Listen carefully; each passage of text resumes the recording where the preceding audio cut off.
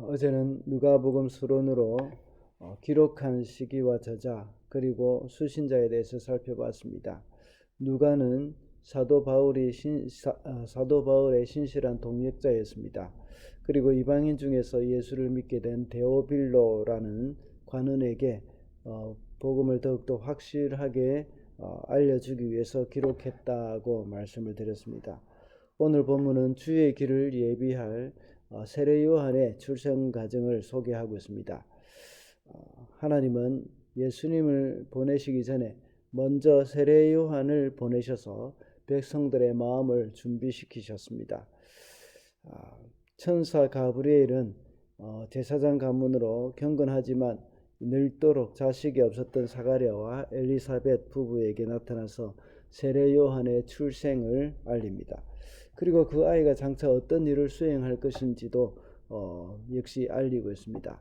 말라기 선지자가 예언을 한 지 400년이 흐른 뒤였습니다. 말라기 선지자는 이 말라기서 4장 5절에서 세례 요한의 등장을 가리켜서 엘리야가 올 것이라고 예언을 했습니다.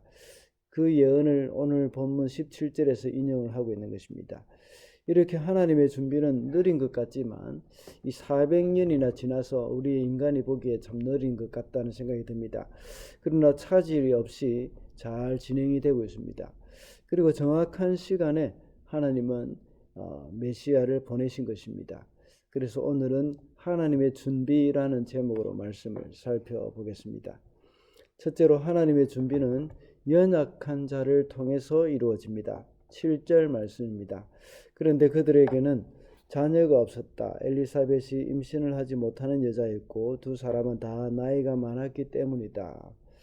오늘 본문에서는 예수님의 길을 예비할 세례 요한을 보내시는 아주 중요한 일을 말씀하고 있습니다. 그 일이 엘리사벳과 사가랴가 그 일에 쓰임을 받았습니다. 그런데 썩 적합하다는 생각이 들지가 않습니다. 이런 훌륭한 일을 할 때는, 아주 중요하고 훌륭한 일을 행할 때는 이 아기가, 이런 중요한 일을 행할 아기가 태어날 수 있는 그런 환경과 여건이 잘 갖춰져 있어야 되는데, 아주 젊고 건강한 사람을 사용해서 아기가 태어나야 한다는 겁니다.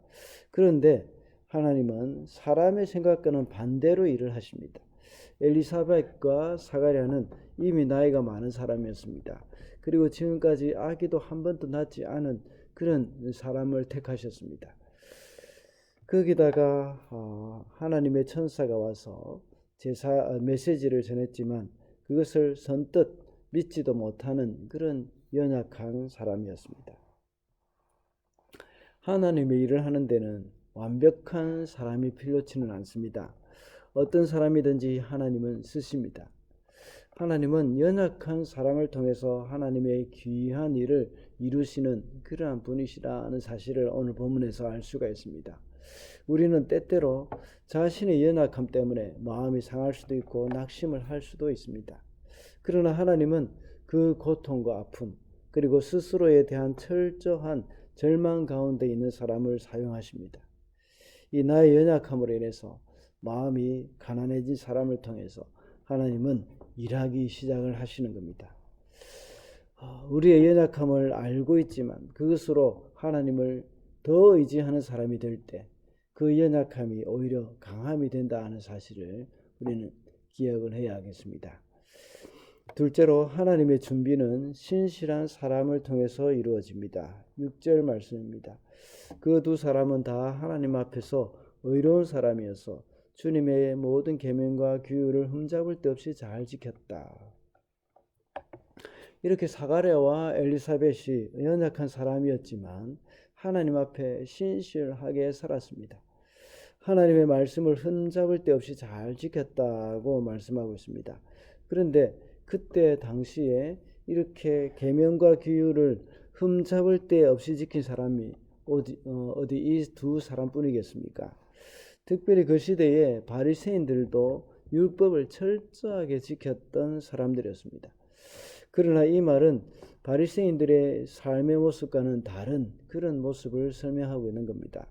바리새인들은 스스로 율법을 흠없이 잘 지킨 사람들이기는 했지만 그들은 율법의 행위를 그들의 자랑거리로 삼고 사람들 앞에 군림하는 그런 도구로 삼았습니다.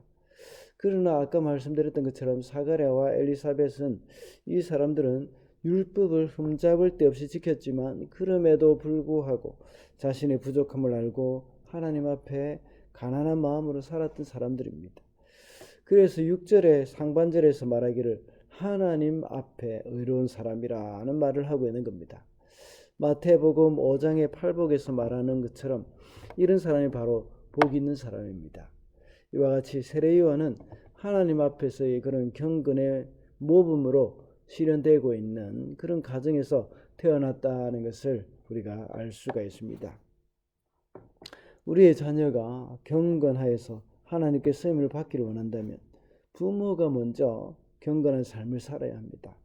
하나님을 두려워하고 사람을 사랑하는 그런 마음으로 살아가야 하는 겁니다. 제가 여러 번 말씀드렸던 것처럼 하나님은 능력이 뛰어난 사람과 신실한 사람 중에 누구를 사용하겠습니까? 신실한 사람에게 하나님의 능력을 주셔서 사용하시는 겁니다. 이것이 하나님 나라의 원리입니다. 그러므로 우리는 하나님 앞에서 신실한 사람이 되도록 늘 스스로를 연단해야 하겠습니다. 마지막으로 하나님의 준비는 예배를 통해서 이루어집니다. 9절부터 11절입니다. 어느 날 제사직의 관례를 따라 제비를 뽑았는데 그가 주님의 성소에 들어가 분향하는 일을 맡게 되었다. 그가 분향하는 동안에 온 백성은 다 밖에서 기도하고 있었다. 그때 주님의 천사가 사가랴에게 나타나서 분향하는 제단 오른쪽에 섰다. 사가랴는 제사장으로서 제비를 뽑아서 자신의 관례에 따라서 자신의 차례가 되어서 성소에 들어가서 향을 피웠습니다. 그때 온 백성들이 밖에서 함께 기도하고 있었다고 말씀하고 있습니다. 분향할 때에 이 천사가 사가랴에게 나타난 것입니다. 천사가 나타나서 사가랴에게 메시지를 전한 것이 바로 하나님께 제사를 드리는 시간이었다는 것을 알 수가 있습니다. 이스라엘 백성들에게 있어서 이렇게 하나님 앞에 예배하는 시간이 바로 하나님을 만나는 시간입니다. 우리도 역시 마찬가지겠죠.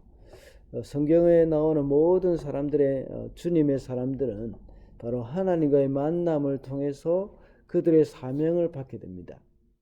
이런 하나님과의 만남의 시간은 바로 예배 시간을 통해서 이루어집니다.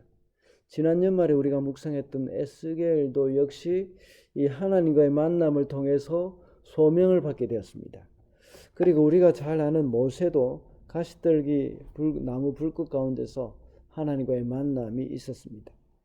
예레미야도 그랬고 또 대부분의 선지자들이 다 그런 경험을 했습니다. 우리에게 있어서도 역시 우리에게 하나님이 주시는 그 소명을 받기 위해서는 사명을 받기 위해서는 하나님과의 만남이 있어야 합니다. 그 하나님과의 만남의 시간은 물론 개인 기도 시간이나 또 경건의 시간이기도 합니다. 그러나 무엇보다도 우리가 하나님과의 만남이 이루어지는 시간은 바로 예배 시간입니다. 하나님은 사가랴가 성전에서 예배하는 그 시간을 통해서 그를 만나 주셨습니다. 그리고 그를 통해서 메시아가 오실 것을 준비하신다는 것을 알려주셨습니다. 우리 역시 하나님 앞에 예배를 소중히 여기고 예배하러 나올 때에 우리를 만나 주시고 우리에게 이 소명을 주십니다. 아직 내가 어떤 일을 통해서 이 땅에 하나님의 나라를 이루어가야 할 것인지를 잘 모르는 분들은 하나님 앞에 예배하시기 바랍니다. 물론 주일날 하나님께 드리는 공적인 예배가 가장 소중합니다. 그 외에도 개인적으로 하나님께 나와서 기도하면서 하나님과의 만남의 시간을 소중히 여기시기를 바랍니다. 그럴 때 하나님이 우리에게 주시는 사명을 발견하게 될 줄로 믿습니다. 말씀을 맺겠습니다. 오늘은 하나님의 준비라는 제목으로 말씀을 살펴봤습니다. 하나님이 중요한 당신의 일을 준비하실 때에는 바로 연약한 사람을 통해서 준비하시고 또한 신실한 사람을 통해서 준비하신다고 했습니다. 그리고 또한 예배를 통해서 하나님께서는 하나님의 준비가 이루어진다고 하셨습니다. 하나님 앞에 우리가 살아갈 때에 우리의 연약함 때문에 때로는 우리가 낙심이 될 때도 있고 또 실망이 되고 또 여러 가지 문제로 우리가 마음이 가난해질 때도 있지만, 그러나 하나님께서는 그런 우리의 연약함을 알고 계시고 또 신실한 그런 사람으로 우리를 그 사람을 우리를 사용하십니다. 그래서 날마다 하나님 앞에 나와서 기도하면서 예배하면서 하나님을 기쁘시게 하는 그러한 저와 여러분이 되시기를 바랍니다.